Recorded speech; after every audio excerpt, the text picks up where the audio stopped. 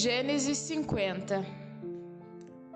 José se atirou sobre o pai, chorando e beijando o seu rosto. Ele deu ordem aos médicos que estavam ao seu serviço para embalsamarem o corpo do seu pai, e assim eles fizeram. Gastaram 40 dias para fazer isso, o tempo normal para embalsamar um corpo.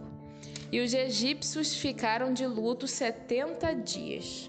Quando passou o tempo do luto, José falou com os altos funcionários do palácio do rei do Egito. Ele disse: façam o favor de levar ao rei a seguinte mensagem: quando o meu pai estava para morrer, ele me fez jurar que eu o sepultaria no túmulo que ele mesmo preparou no país de Canaã. Por favor, deixe-me ir sepultar o meu pai, que depois eu voltarei. O rei respondeu: vá e sepulte o seu pai, como ele fez você jurar que faria. E assim José foi sepultar o seu pai. Com ele foram as autoridades ligadas ao rei, os altos funcionários do palácio e todos os líderes do Egito. Foram também as famílias de José, dos seus irmãos e de Jacó. Deixaram na terra de Gozém somente as crianças pequenas, as ovelhas, as cabras e o gado. Também foram homens a cavalo e em carretas, de modo que o grupo era muito grande. Quando chegaram a Atade, que fica a leste do rio Jordão, fizeram uma cerimônia de sepultamento num terreiro onde o trigo é malhado. Ali choraram muito alto durante 7 dias. Quando os moradores de Canaã viram tanta gente chorando, disseram: como é impressionante o choro desses egípcios! Por isso, puseram naquele lugar o nome de Abel Mizraim. Assim, os filhos de Jacó fizeram com o seu pai tudo o que ele havia ordenado. Eles levaram o seu corpo até Canaã e o sepultaram na caverna de Macpela, a leste de Manré, no terreno que Abraão havia comprado de Efrom, o heteu, para ser a sepultura da família. Depois do sepultamento, José voltou para o Egito com os irmãos e com todos os que o haviam acompanhado. Final da história de José.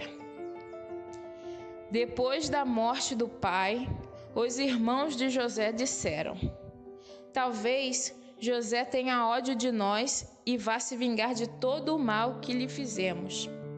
Então mandaram dizer a José: antes que o seu pai morresse, ele mandou que pedíssemos a você o seguinte: por favor, perdoe a maldade e o pecado dos seus irmãos que o maltrataram. Portanto, pedimos que perdoe a nossa maldade, pois somos servos do Deus do seu pai. Quando recebeu essa mensagem, José chorou. Depois, os próprios irmãos vieram, se curvaram diante dele e disseram: aqui estamos, somos seus criados. Mas José respondeu: não tenham medo, eu não posso me colocar no lugar de Deus. É verdade que vocês planejaram aquela maldade contra mim, mas Deus mudou o mal em bem para fazer o que hoje estamos vendo, isto é, salvar a vida de muita gente. Não tenham medo, eu cuidarei de vocês e dos seus filhos. Assim, ele os acalmou com palavras carinhosas que tocaram o coração deles. José ficou morando no Egito, ele e a família do seu pai. José viveu 110 anos e chegou a ver os netos de Efraim.